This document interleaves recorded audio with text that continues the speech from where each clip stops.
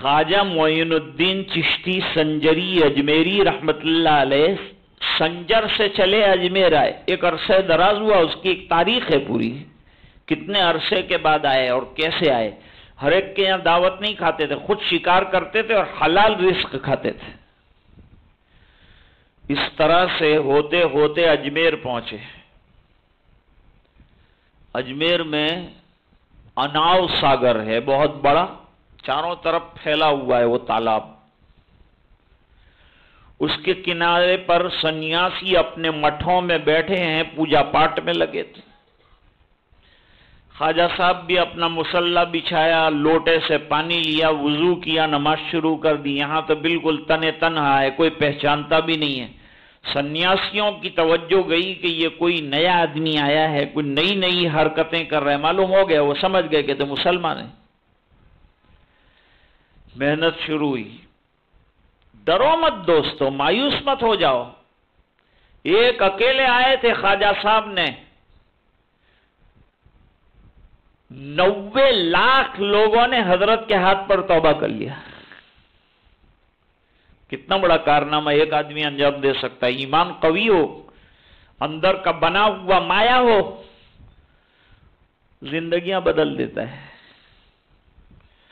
آفتاب ایک ہی ہے، لیکن جب روشن ہوتا ہے پوری دنیا کو چمکا کے رکھ دیتا ہے۔ ایک آدمی عطر لگا کے آتا ہے، پورے ماحول کو معطر کر دیتا۔ 60 سال کا عرصہ گزرا، سنیاسیوں نے بادشاہ کو، راجہ کو خط لکھا، اس کے تو اتنے مرید ہو گئے، خانقاہ اتنی بڑی ہو گئی، جوگی رامپال بھی ان کا ہو گیا، اس کا نام جو ہے عبداللہ بیابانی رکھ دیا۔ اس نے اپنی زمین وقف کر ڈالی،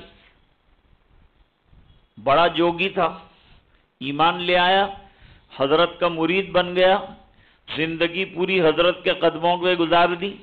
کچھ دیکھا ہوگا نا، ایمان دیکھا، یقین دیکھا، اللہ سے ہونے کا، جو وعدہ کرتے ہیں اس کو پورا ہوتا ہوئے اپنی آنکھوں کے سامنے دیکھا۔ اللہ اپنا وعدہ پورا فرماتے ہیں۔ اگر آج وعدہ پورا نہیں ہو رہا ہے تو کہیں ہمارے اندر کسر ہے، کچھ کمی ہے، اس کی وجہ سے پورا نہیں ہو رہا ہے۔ جب ہم اپنی کنڈیشنز پوری کر دیں گے تو اللہ تعالیٰ بھی پوری فرما دیں گے۔ اس لیے قرآن کریم میں بنی اسرائیل کو خاص طور پر خطاب کیا کہ وہ کہتے ہیں کہ اللہ آپ نے جو وعدہ کیا تھا وہ ہمارے ساتھ پورا نہیں ہوا۔ اللہ نے فرمایا ہم نے بھی تو تم سے جو ہے وعدہ لیا ہے، وہ وعدہ تم پورا کرو، پھر ہم اپنا وعدہ پورا کریں گے۔ تم اپنی کنڈیشن جو ہے ફૂલફિલ તમારી જે શરતો તમને કરવા માટે કરવામાં આવેલું છે તે પ્રમાણે જો તમે કરતા થઈ જાઓ તો અમારા જે વાયદા છે અમે પૂરા કરીશું। વાયદા પૂરા કરવાની ના નથી પાડતા, પણ એ વાયદાઓ ડિપેન્ડ કરે છે તમારી કન્ડિશન્સની ઉપર। તમે જો પોતાની કન્ડિશન્સ પૂરી કરતા હોય તો અલ્લાહ તાલા પોતાના વાયદા પૂરા કરવામાં અલ્લાહ ફરમાવે છે ઇન્નલ્લાહ લા યુખલિફુલ મિયાદ, હું વાયદાના ખિલાફ કરતો જ નથી। उन्होंने खत लिख दिया कि भाई ये तो इनके जमीयत बहुत बढ़ रही है, इनके लोग बहुत बढ़ रहे हैं, कहीं तुम्हारे तख्त के ऊपर कब्जा कर लेंगे। अरे मुसलमानों को कोई तख्त की जरूरत नहीं है, हमको तुम्हारा जो है वो पॉलिटिक्स नहीं चाहिए, हमको तुम्हारी पार्टियां नहीं चाहिए, हमको तुम्हारा शासन नहीं चाहिए, हमको तुम्हारी जो है कुर्सियां नहीं चाहिए।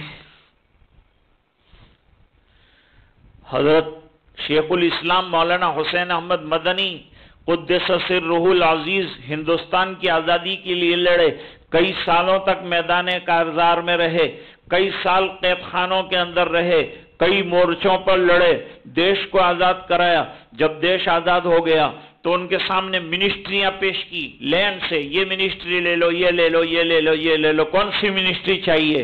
पर मैं मुझे कोई मिनिस्ट्री नहीं, मैंने मिनिस्ट्री के लिए जो है नहीं लड़ा हूं, मैं तो अल्लाह के लिए जो है मुल्क को आज़ाद कराने की मेहनत कर रहा था। एक सिपाही की हैसियत से इस देश को आज़ाद कराने की मुखलिसाना मेहनत कर रहा था। मेरा मिशन खत्म हो गया, मैं आया था टूटी हुई चटाइयों से, मदरसे से मैं वहीं चला जाऊंगा।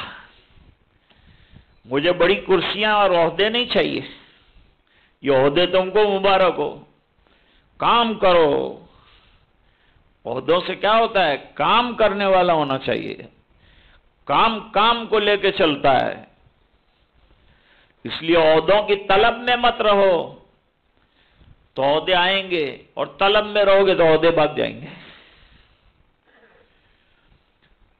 تو انہوں نے وہاں سے خط لکھا پرتھوی راج نے کہ کل صبح تم کو چھوڑ دینا ہے، یہ ہمارا اجمیر راجستھان چھوڑ دو. سب مرید رونے لگے کہ حضرت راجہ کا تو ایڈا آرڈر آیا، صبح سے پہلے نکلنا، اتنا بڑا پھیلا ہوا خانقاہ کا نظام ہے، کیسے نکل جائیں گے؟ تم ڈرتے کیوں؟ ایمان والا ڈرا نہیں کرتا. لاؤ ہمارے ہتھیار لے لو. حضرت کیا ہتھیار سے تمہیں پائے؟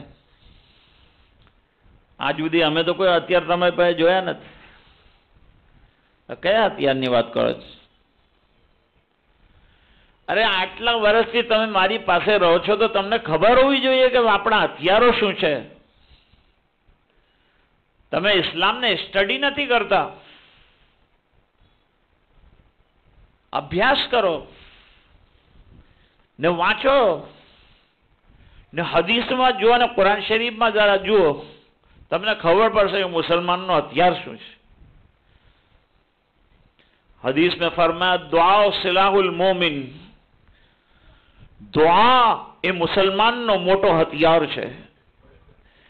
એ લોકો હથિયારો ઉગામે અને આપણે અલ્લાહના દરબારમાં રડીએ હાથ ઉપાડીને અલ્લાહ તાલા આપણને કામયાબી અને સફળતા عطا ફરમાવે. સફળતાની પ્રાપ્તિ માટેની ચાવી શું છે? નમાઝ છે. હઝરતે ફરમાવી લાવો મારો જા નમાઝ લાવો, મુસલ્લો લાવો મારો, વઝૂનો લોટો લાવો. એ બધી વસ્તુઓ છે આપણી પાસે. वो ले ली, वुजू किया, बड़े खुशू के साथ 2 रकात नमाज पढ़ी, अल्लाह से मांगा. 2 रकात के बाद ख्वाजा साहब से मांगने वाले, तुझे ख्वाजा ने बताया है कि मुझसे मत मांगना, मुझे जरूरत हुई तो मैंने अल्लाह से मांगा है. तो जब तू मांगे तो अल्लाह से मांगना, जिसने मेरी जरूरत पूरी की है वो तेरी भी जरूरत पूरी करेगा. अगर तू मेरा सच्चा मुरीद है तो तू मुसल्ला नहीं छोड़ेगा, और तू सच्चा मुरीद है तो तू दुआ नहीं छोड़ेगा, और तू सच्चा मुरीद है तो मिसवाक नहीं छोड़ेगा, और तू सच्चा मुरीद है तो तस्बीह नहीं छोड़ेगा, और तू सच्चा मुरीद है तो सब्र के साथ जमा रहेगा, और सब्र करने वालों को अल्लाह बेशुमार अजर अता फरमाते हैं.